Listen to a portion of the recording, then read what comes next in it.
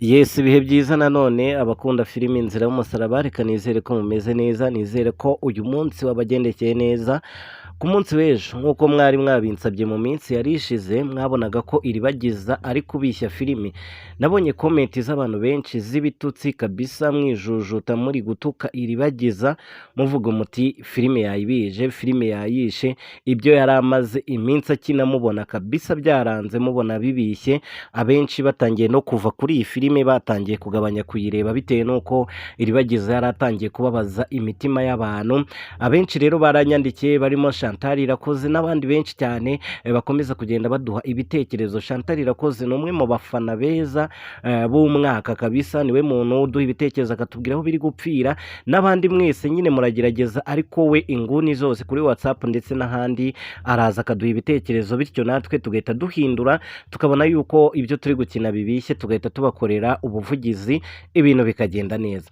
Rero iribagiza mu minsi yashize yarari gukina yitwara nabi, ariko ku munsi w'ejo iribagiza yanyweye umuti, abantu mwese muraserebura, mwongera kubona ko filime igarutse mu kazi, mwongera kubona ko ibintu bigiye mu buryo, murishima cyane. Biriya rero hari abantu benshi bari babitegereje, ndetse ubu ngubu bamwe bari kwibaza uko biraza kugenda nyuma y'uko iribagiza anyweye umuti.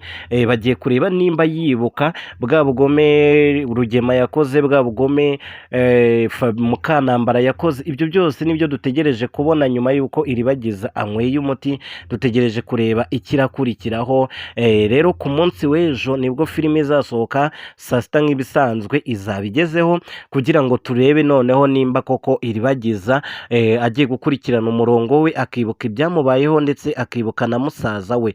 Ese nyuma yo kwibuka hazakurikiraho iki? Rugema ni iki bazamukorera, ndetse na Mukanambara. Ngira ngo Rugema nyuma yo kurimbura umuryango wo kwa iribagiza, iribagiza azahita amenyana na musaza we, banamenye abakoze kariya kagambane kose. Ndakeka ku munsi w'ejo iribagiza bibaye byiza atakongera no gusubira kwa Rugema, kubera ko umuti yawunywereye kwa sheri we, ubwo ndavuga kwa Nkubito, hariya mu muryango wo kwa Nkubito. Nimba rero riho yanywereye umuti, byibuze natangira kwibuka muri ariya masaha, akibuka ibyamubayeho byose, abenshi bari gushaka yuko iribagiza atakongera gusubira kwa Rugema, ahubwo yahita yigumira hariya, ndetse ibyaha byose bikekwa kuri Rugema ndetse na Mukanambara, uriya mupolisi akaba yabikurikirana, ariko iribagiza atari hariya, kuko nabo bafite ubwenge. Nibamenya yuko iribagiza yanyweye umuti, bakagira byinshi bafumbura, byanze bikunze nabo bazatekereza icyo gukora cyatuma birinda ko ingaruka zabageraho. Gusa nanone hari impamvu yindi yatuma babyihutisha Rugema bakamufata, kubera ko tugiye kuzuza episode 200, kandi ndakeka kuri season ya 2 kuri episode ya 200 ariho ibintu bishobora kuzarangirira. Ubwo rero ndi kwibaza ko byanze bikunze bashobora no kubyihutisha, Rugema akaba yafatwa bitanyuze mu nzira ndende.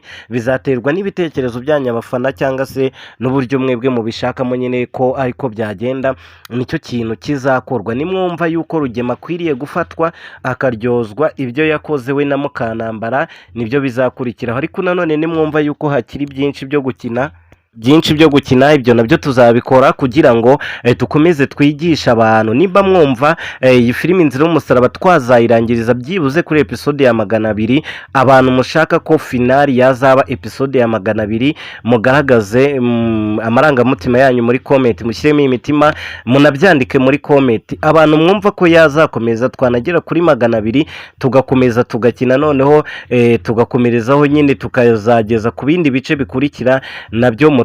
Buriya kubera ko mwe muyireba muvuga muti irangiriye hano byaba biryoshye, cyangwa se bakomeje bakayikina byaba ari byiza. Hari n'ukuntu ishobora kurangira mukavuga muti filime yabirangiye nabi, irangiye gutya.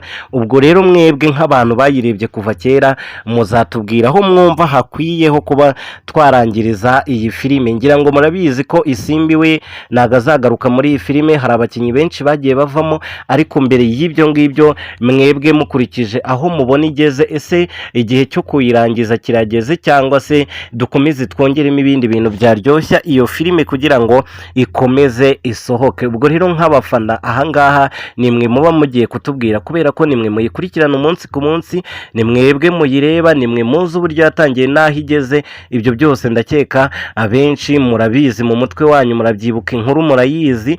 Mugomba no kutubwira rero icyo gukora gikwiriye mu mwanya wa nyawo, nimba koko kuba uwo bita Rugema yafata agafungwa wenda, ndetse na Fabiola bakaryozwa ibyo bakoze na Mukanambara, nimba se hari ibindi mukeneye kubona. Urumva hari hakiri ibintu byinshi. Hari kuba iribagiziwe yabanzaga kuri ubukwe na Cyusa, kuko muri cya gihe bari babanye mu buryo budaciye mu nzira nziza, ariko ubu ngubu twaba tubonye andi mahirwe yo kuba iribagiza noneho yibutse, yamenyanye na Cyusa, afite n'ubwenge noneho bukora neza fresh.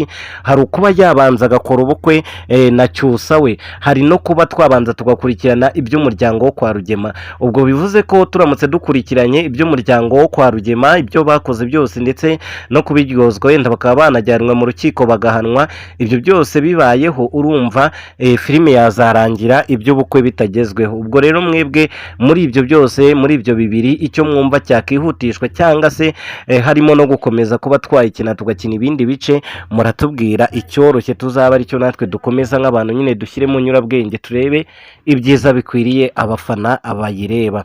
Mwibutse ko turi kumwe n'indi filime yitwa Mu Miliyoneri, nayo ndaza kuyibakorera mu kanya. Hari n'izindi nyinshi filime nziza tukomeza kugenda dukora. Mukomeze rero kuduha ibitekerezo byanyu muri comment, bari mu Burundi ndetse n'abari mu Rwanda. Ngira ngo nabonye abafana bacu bari impande n'impande, aho waba uherereye hose. Rero icyo nkusaba nuko ukomeza kuduha ibitekerezo, kuko byanze bikunze ukurikirana iyi filime Inzira y'Umusaraba, warayikurikiranye kuva itangiye kugeza irangiye. Icyo usabwa rero nawe ni ugutanga ibitekerezo mu gihe nk'iki ngiki twenda gusatira episode ya nyuma izafunga iyi filime Inzira y'Umusaraba kuri season ya 2. Ngira ngo rero ku munsi w'ejo nibwo hazasohoka agace ka 90. Urumva iki cyumweru kizarangirana na episode ya 97, twinjira mu kindi habura uduce dutatu kugira ngo filime tube tuyifunze ku mugaragaro. Ndabashimiye rero ko mukurikirana ibyo dukora, byaba ibiganiro ndetse n'amafilime tugenda tubahereza kuri iyi channel. Ubwo abashyashya duhuye kuri uyu munsi wa none, mwibuke gukanda subscribe kugira ngo mujye mubona ibiganiro byacu ndetse n'andi mafilime meza tuba twagiye tubategurira. Nimba nta mutima mubi rero nta cyakubuza gukanda subscribe ndetse no kuri ako gapfunsi ikizwi nka like, kugira ngo ibiganiro byacu bigere kure n'abandi bakunda filime Inzira y'Umusaraba baze baduha ibitekerezo bagendeye ku byanyu nyine mwababanjirije. Mugire rero icyumweru cyiza, icyumweru cy'umugisha kuri mwese. Imana ibarinde. Reka tuze guhura ku mugoroba ndetse n'ejo muri filime Inzira y'Umusaraba saa 8 zuzuye.